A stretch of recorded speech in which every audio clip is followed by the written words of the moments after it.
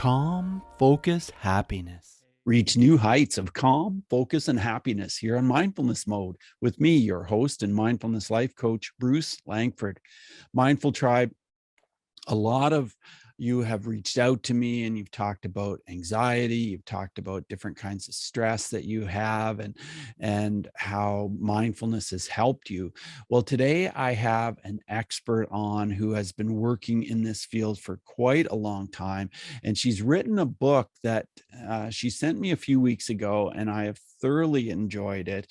It's a very easy, straightforward read, but it has very practical ways to apply this. You can use it for yourself. You can use it if you're working with clients.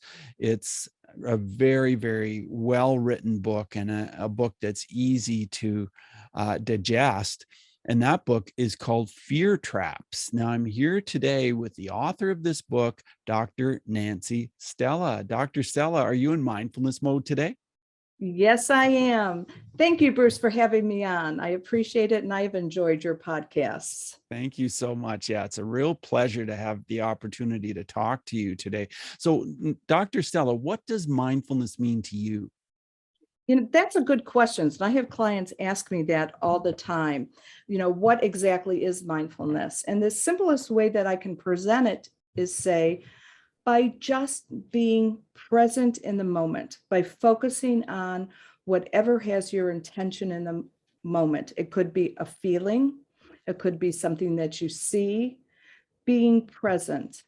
And typically with clients, we will go through a series of different exercises to help them be able to learn mindfulness. Because even though it sounds easy, it takes practice. Yeah, it really does. Well, with your book, it just pulled me in right away. And in the first few pages, I was like, oh my goodness, you just have such a way of drawing in the reader, because you were telling the story of something that happened to you. And it was heart-wrenching, really, because you explained it in such a way that it made it clear that you really didn't realize what was going on at all. And then suddenly, wham, you were slammed with this situation. Do you want to tell us a little bit about this and how this impacted you in your life, Dr. Stella? Yes, the book grew out of probably one of the most darkest times in my life. My husband of 22 years said that he wanted a divorce. And at the time, this threw me into a tailspin. First, it was unwanted, and it was also unexpected. And what I realized that as I was in this tailspin, I started reacting in ways that were very childlike. I became clingy, I became needy, I cried a lot, and I knew these behaviors would not win my husband back, but for some reason I couldn't stop them. And as time went on, what I realized that this was triggering a past trauma for me. My father had died shortly before I turned 5.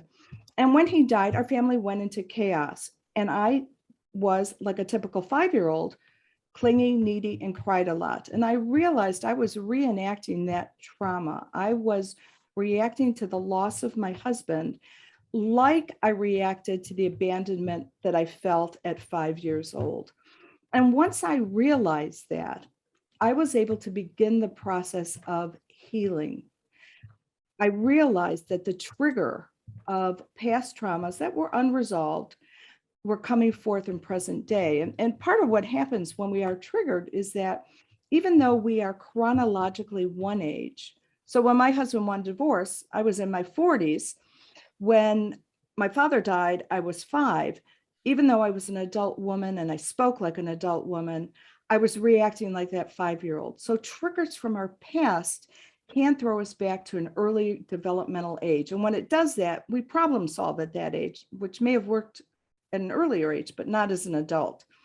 So once I realized that, I started working with kind of what is going on in my brain? Why is this happening? And I did have a background in neuroscience, but it had been years. And when I was in graduate school, we were taught that once a brain was formed, it was formed, and it was like cast in stone, it couldn't change. We now know that's not the case. We know that the brain has neuroplasticity and it can change. So I began working with, okay, I had these neural pathways form, my communication centers from past trauma. How can I form new ones? And part of the technique was using mindfulness, being present in the moment and being aware of what I was reacting to and how I was experiencing it. Well, you went ahead then and you talked not only about your own situation, but then with stories from your clients. And each of the stories that you told, again, you made them very compelling, and you really painted quite a picture that drew the reader in. Would you share a story with us here about maybe one of your clients or a situation you had where mindfulness made a difference, and your techniques specifically made a huge difference to help that client? I would love to. Now, first off, I need to say this is a composite case. Because of confidentiality, I can't disclose the actual scenario, but this is pretty darn close. And if I do, it's always with a client's permission. One client I had, and I do describe her in the book, and the reason I really liked this case was there was a young woman that I saw as a young child for OCD. And she had pretty significant OCD and I saw her from about ages 10 to 12, and then again in her early teens and mid-teens. And she learned to manage her OCD fairly well. And part of her trigger was that she felt like when her OCD started, that she wasn't being heard. That she was going to people that were important in her life and they were dismissing what her concerns were. Now, her concerns were blown out of proportion because it was OCD, but what's happening is her parents weren't recognizing this. And her parents would become easily frustrated with her and just kind of shut her down because they were just overwhelmed by this continual, what they felt was like complaining and excessive worry. Once she realized, I should say, that it was OCD, she learned the techniques to deal with it. She went on, she did great. She lived in Europe for a couple of years during college, was quite independent. And then she got married, and she married a really nice guy, but a very laid back guy, and not necessarily one that respected her OCD. He kind of dismissed it too. And they had a dog, and they had to have agreements about the dog and where it would go in the house and so forth. And one of my clients, her name was Lily. Lily's condition was that the dog could not go in the kitchen. And as far as she knew, the dog didn't go in the kitchen. Her husband he would make his own peanut butter, and it was really good peanut butter, and she enjoyed the peanut butter. One day she came home unexpectedly, and she found her husband feeding the dog from their jar with a spoon, the peanut butter he made in the kitchen. Well, this threw Lily into a tailspin because it threw her back to early childhood when she felt like her anxiety concerns, her OCD concerns were not listened to. And she was feeling not heard and not loved. So we worked with Mindfulness One for her to recognize what was really being triggered here. Was it the fact that the fact that the dog was in the kitchen? Or was it the fact that the dog was eating the peanut butter? Or was it that she felt, again, not heard? So using mindfulness, she was able to experience that feeling and be able to go back and recognize these were old traumas or triggers being activated for her. So using the mindfulness techniques, when she was triggered again with her husband, and we did work through the peanut butter issue and so forth, she was able to learn how to take, importantly, a step back. And one of the ways to know that she was triggered, or any of us, is when our reaction is out of proportion to the event. So if we are having an overreaction, that's when it's important to just take a step back, be mindful. One, what am I experiencing? What is this taking me back to? And one way to indicate that is how old does it make me feel? If I feel like I'm 13, again, I'm going to start thinking very black and white and problem solve from that perspective. So it's being able to say, what does this remind me of and where it takes me back? And just being mindful of the moment. mindful of what you're experiencing, and learning to say, okay, if this is really important to me, I can wait 24 hours. I use it the duct tape rule. Imagine duct tape over your mouth. I'm going to wait 24 hours. If I want to say something in 24 hours, I can. And I can do it then in a much calmer, focused, grown-up way. One of the things I liked about your book, Dr. Stella, was that as you talked about the client and the story, then you said, and then here's a tool that I used, and here's how it worked. And you shared the tool right then and there. And then when I got to the end of the book, I was delighted because you had gathered all the tools together and put them there at the end of the book to use. And I've used some of those with my clients and found them very helpful. Would you share one of those tools with our audience right now? Oh, I would love to. And I'm actually going to look at the book, and let me pick one out. In the book, I focus on the 6 most common fears that we have. And I'm actually going to pick, this is probably one of the more, I don't want to say complicated one, but there was one client that I had that I just absolutely kind of adored. And one of their major fears was the fear of failure. And I think that's common for all of us, particularly if you tend to be a perfectionist, and perfectionists are the best procrastinators, and they're the ones who often fear failure. So typically what I will do, this was a young man who grew up in Cincinnati in a relatively well-established, well-heeled family, conservative in Cincinnati. And he was really struggling with trying to feel accepted just for who he was. So one of the tools that I usually start with, and I think this is important, is I have people tell their story. And whether you do this to someone else, or whether you tell your story to someone else, or you write it down or tell it to yourself, but tell your story. And I usually tell people, don't get too hung up on making sure everything is exact, because our memory is not exact. So really what is important is what we tell ourselves, the story that we have told ourselves. So just own that as your story. So I have people tell their story, and sometimes we can take a session or two just really exploring who they are, how they think of themselves, and what's their story. And then we go through and look at what's a common thread in your story. What are the things that you fear? Fear is the root of anxiety and stress. What is it that we fear? And so is it failure? Is it, confrontation? Is it isolation? So after people identify what their fears are, then we go through and we identify their triggers. And typically what we'll do is we'll look at present day. What are their triggers? Where are the things that they either overreact to, or tend to want to shy away from, or have very black and white thinking?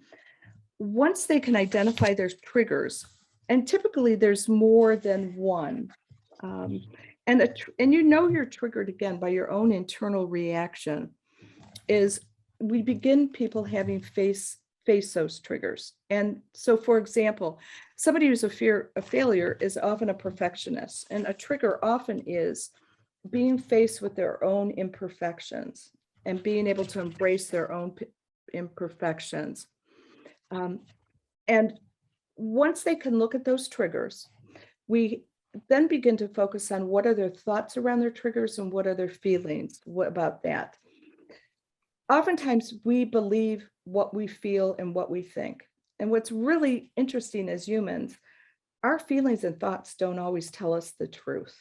So just because we think something, or just because we feel something, doesn't mean it's the truth. So I have people kind of examine what evidence there is to support that this is the truth. And I'm going to give an example. My daughter was a little girl. She used to believe there was a monster under her bed. And it didn't matter how many times we checked, there was a monster under the bed. Her feelings were true. She was really scared. But what she was thinking and what she was feeling was not telling her the truth, because there was no monster. And as adults, we all have monsters. So once people are able to face and identify what the source of their trigger is, then we look at how do they self-sabotage? What do they do that keeps them stuck in a trap where they go around and around and they can't seem to get out of what they're stuck in. So example, if it's perfectionism, it's, are you hiding behind this facade? What's the mask you wear? Do you start to self-sabotage by justifying others' criticism or what you perceive as criticism? And then once we can do that, we do what's called the courageous brain process. We begin going through focused meditation exercises. And in my book, I focus again on 6 common fears. And for each one, there is a specific exercise that we go through to begin addressing that fear. So basically, it's a 6-step model where we tell our story, own our truth, identify our triggers, see where we self-sabotage, and then begin focusing on how do we get out of it. Excellent. Yeah, I found this so helpful with my clients. I'm very interested in what caused you to come to the point where you decided to write the book, and what was your goal with the book? I feel a bit like an evangelist. This model worked for me. I have to tell you, when I was able to work this model initially with myself, it freed me. Since this model, I've had 2 bouts of cancer. And would I want cancer? Absolutely not. But was I afraid? No, because this model this model helped me handle my life. And when I realized it worked so effectively for me, I began using it with my clients. And I found my clients who I may have seen for years, although therapy may have made them feel better, it was only temporary. There wasn't any significant change. When I started using this approach, I started seeing change. And this is what made me write the book, is I wanted to get the word out that we can heal. We don't have to live a life of fear, and whatever our anxiety issues or stress issues are, we can manage them. Doesn't mean we like it, but we can manage it. So that was my impetus in writing the book. One of the things I love about it is that it is not intimidating at all. Oh, thank you. This book is not intimidating for anyone to read, not in my opinion anyway. It's a short book. It's very inviting with all the stories, and it just pulls you in, and then in a very clear way tells you how to use these tools yourself so that you can make this happen, or you can use them with someone else. So I really like that about your book. Do you have plans to write any more books, Dr. Stella? Yes, I do. And at this time, I am working with the publisher, formulating some different ideas. I will also be doing some webinars using this model and helping people be able to learn it themselves. You don't need to do this model with a therapist. You can. It's not to replace your therapist, but it can be done on your own. Very interesting. When do you think you'll start doing the webinars? Well, we're in the planning stages right now. I'm hoping to start in the spring. Okay. And if Very people are good. interested in the webinar, they just need to sign up on my website for the newsletter, and then they will get information on the webinar. Right. And your website is nancystella.com. So that's very easy. NANCYSTELLA, nancystella.com.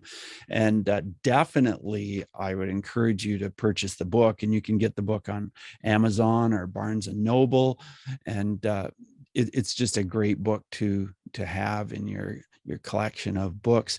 Now, I want to ask you a question that I always ask my interviewees, and that is about bullying, because I've worked in the field of bullying for some time. Do you have a story about bullying where mindfulness would have made a difference? Oh, I think absolutely. When we're bullied, we tend to take things very personally, and it's hard not to when somebody's bullying you. Sure is. And I think especially with working with, in the past, I have worked considerably with children, and using mindfulness is helping children learn to not take things personally. Children are often the pawns or victims of their circumstance. So using mindfulness, it's learning to recognize what you feel, but also part of the mindfulness approach I take, particularly with bullying, is learning how do we develop compassion for the other person. Now, it doesn't mean we want to be bullied. It doesn't mean we want to be around this person, But how do we recognize that each of us has our own vulnerabilities, and we bring our own vulnerabilities to the table? And somebody who's a bully is often wearing a mask. And so it's how do you not get sucked in or take the bait, but also being able to extricate yourself from the situation appropriately too. But being mindful is recognizing, okay, I'm feeling scared, or I'm feeling angry, I'm feeling intimidated. Those are just feelings, and it's a reaction to what I perceive is happening, which is being either made fun of, taunted, whatever it may be. And then learning, okay, those are just feelings, they're not going to last. And how do I move out of this situation? And it's also understanding a bit how the brain works. And I'm going to put this in the context a little away from bullying, but when bad things happen to us, or when we worry about something, our anxiety brain, which is kind of stuck in the middle of our head, it's called the amygdala, is designed to protect us. And it's that part of the body that when we become anxious, it's because that piece of the brain is triggering the body to pump out adrenaline. That part of the brain can't see reality. So when we become anxious, it doesn't know, are you worried about being late for work?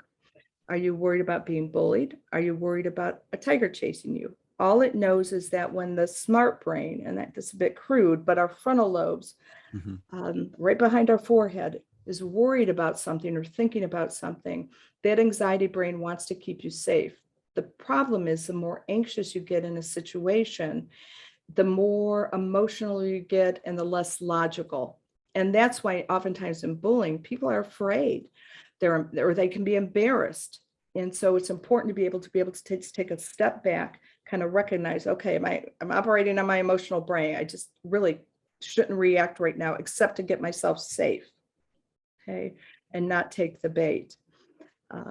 No, the problem is for somebody who's continually bullied, our brain forms pathways, neural pathways, and it forms that form of communication so that if it's a trigger from past bullying, your reaction, especially your emotional reaction, may be more intense than the current situation. And that's important to recognize. Right. Dr. Stella, you grew one of Ohio's largest private multi-specialty mental health practices with over 75 providers. That sounds like quite a huge undertaking. Did that take you away at all from the work that you truly love to do, working specifically with clients? Or what was that journey like for you doing this? There certainly was a need for mental health services, and the practice grew from that need. When I realized, I was still seeing, I had a business partner, and I was still seeing clients because that really is my first love. And when I realized, especially after going through the experience that led to this book, I ended up selling the portion of my practice to him so I could just focus solely on clinical practice. I'm glad it was a great experience, but it really was much more of a business than Sure. this direct service I enjoyed. Sure, sure. I want to ask you 5 quick answer questions. So just 30-second answers are Okay. perfect. And the first one is this. Tell us if there's one specific person that comes to mind who has been a very powerful influence for you in your mindfulness. Mm. I would say my children. Just seeing them as young children being very present in the moment, whether it be focusing on playing with toys or being upset with each other. Yeah. Tell us how mindfulness has affected your emotions or affected how you deal with your emotions. Mindfulness has given me mind control so that when I feel an emotional reaction, I can take a step back and assess whether or not I want to um, express it or manage it. Let's talk about breathing. How is breathing a part of your mindfulness practice? Well, breathing is critical because when we go back to the idea of that primitive anxiety brain, how the brain knows that there's danger in the environment is by what we think about and how we breathe, because we breathe differently when we're relaxed versus when we are anxious or energized. So part of the mindfulness approach is teaching people the deep breathing so that they can learn to kind of calm that anxiety brain, and in turn it calms the body. So the deep breathing is critical in teaching people mindfulness. It goes hand in hand. And when people are anxious, sometimes we start with mindfulness being, let's practice for 30 seconds. And we'll do it in the office. And they have to recognize, okay, just keep doing the deep breathing while you're focusing. Your mind may go all over the place. When you realize it, just bring it back to what you're focusing on. Dr. Stella, can you recommend a book that's related to mindfulness that our listeners could benefit from? There are several excellent books out there. I think one of the basic primers would be one, almost any book by John Kabat Zinn, Zinn.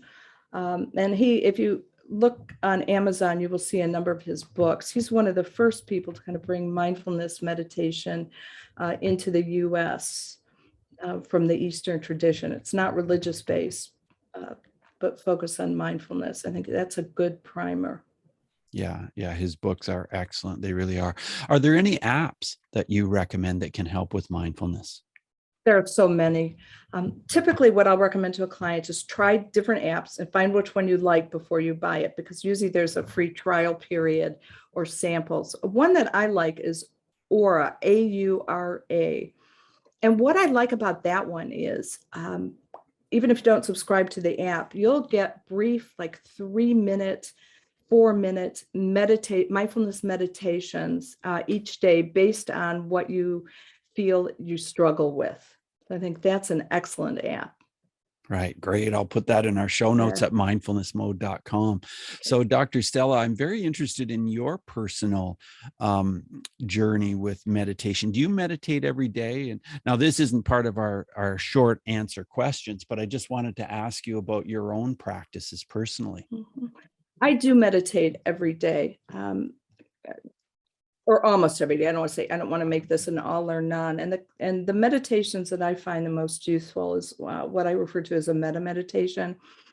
And I'd be happy to explain it to you. It may sound a little bit odd, but it's, for me, what is the most helpful is doing a loving kindness meditation, where I imagine the people who I value and love behind me that are no longer here with us. And if you believe in a God or a higher power, then you can also imagine that being too. And I imagine them just filling me with love. And then what I do is I have that love come through me, and it goes to the people that I love.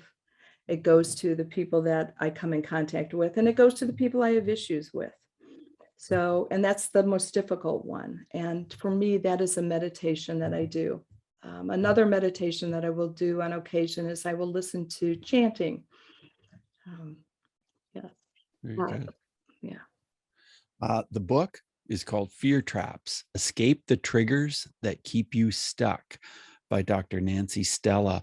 Mindful Tribe, like I've already mentioned, I really encourage you to get this book because I thoroughly enjoyed it. And as we wrap up the interview, I just want to ask you, Dr. Stella, for a short word or two of advice for anyone listening to this episode that just does feel stuck. They do feel discouraged. They feel as though they're in a rut and they don't really know where to start. What would your words of advice be, Dr. Stella? To have hope, because we can change. We know, again, that our brain is not cast in stone. We all have our ways of thinking and our ways of responding that often make us feel like we're going down a rabbit hole. But there is hope. My book is one of them that will help you change. It takes time and patience and practice, but we can change. Dr. Stella, thank you so much for being on the show today. Oh, thank you for having me, Bruce. I appreciate it. You're welcome. Bye now. Bye.